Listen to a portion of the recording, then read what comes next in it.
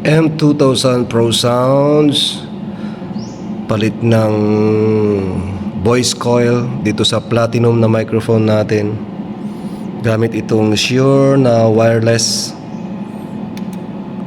receiver.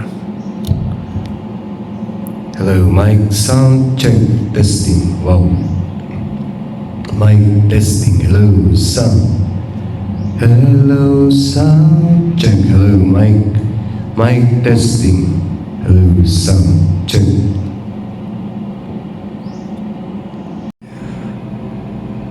Magandang araw po sa ating lahat, sa mga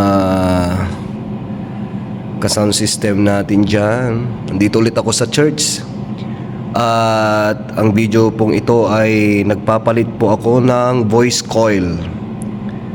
Ayan po, pinalitan ko po yung voice coil nitong platinum natin, pero DIY lang to po.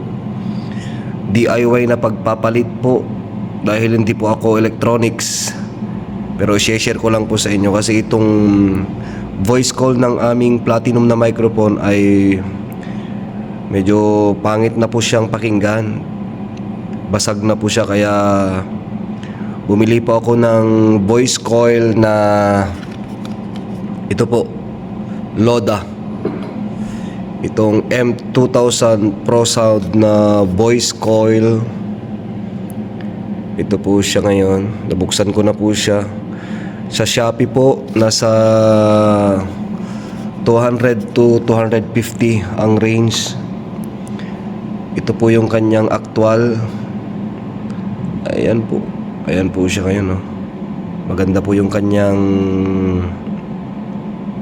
itsura. Yan, hindi kagaya nung ito na pag kinutkot mo ito matatanggal siya, pero ito parang meron siyang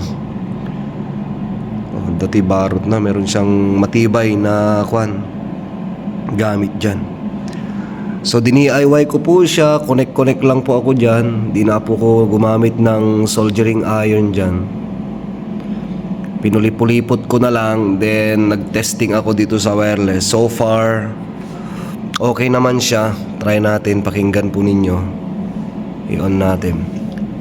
Hello sound check mic. Hello sound testing mic. Hello sound check. Hello mic testing. Maganda po siyang pakinggan. Hello sound. Yan, medyo okay po siya. So far buo naman yung boses. Meron lang siyang konting parang ano ba yun, parang basag, pero okay naman.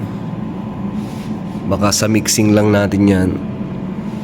Legit itong Loda na voice coil. Yan siya. Ito po yung kanilang difference. Ito po yung voice coil na universal. Yan, kaya pwede po ninyong gamitin to kung medyo sira-sira na yung inyong mga microphones. Maganda po siya. Yan, so ikakabit ko na lang po.